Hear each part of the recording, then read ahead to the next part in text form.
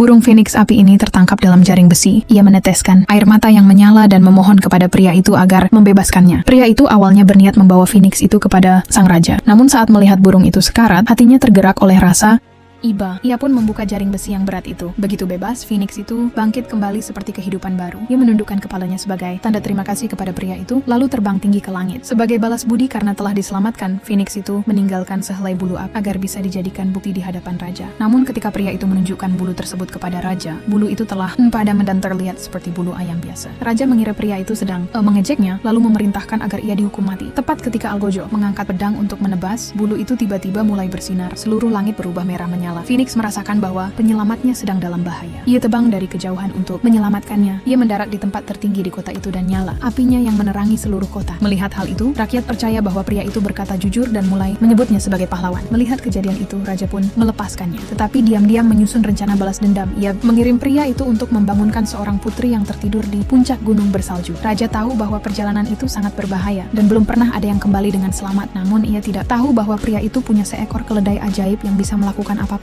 Dengan bantuan keledai itu, dia segera sampai di puncak gunung. Di hadapan gerbang es, bulu phoenix kembali bersinar dan masuk ke dalam pintu yang membeku. Dalam sekejap, es tebal itu mencair menjadi air. Keledai itu tergelincir dan hampir jatuh, namun berhasil tersangkut di ujung batu. Kaki pria itu pun membeku di salju. Ia melepas sepatunya dan dengan hati-hati berjalan masuk ke dalam gua. Di sana ia menemukan sang putri sedang tertidur. Dengan bulu phoenix, pria itu membangunkannya. Namun, saat mengetahui bahwa pria yang ingin menikahinya adalah raja tua, sang putri menolak. Ia mengatakan bahwa ia hanya akan menikah dengan seorang pejuang sejati atau seorang pangeran untuk menguji keberanian. Pria itu, sang putri langsung melompat dari tebing tanpa berpikir. Pria itu pun segera melompat mengejarnya. Tepat pada saat itu, keledai ajaib datang dan menyelamatkan mereka berdua. Tak lama kemudian, pria itu membawa sang putri kembali. Namun ia tetap menolak menikah. Ia berkata bahwa pernikahan hanya akan terjadi jika pria itu bisa membawakan cincin hati laut. Saat sang raja mengetahui bahwa cincin itu dijaga oleh seekor paus, ia kembali memanggil pria itu.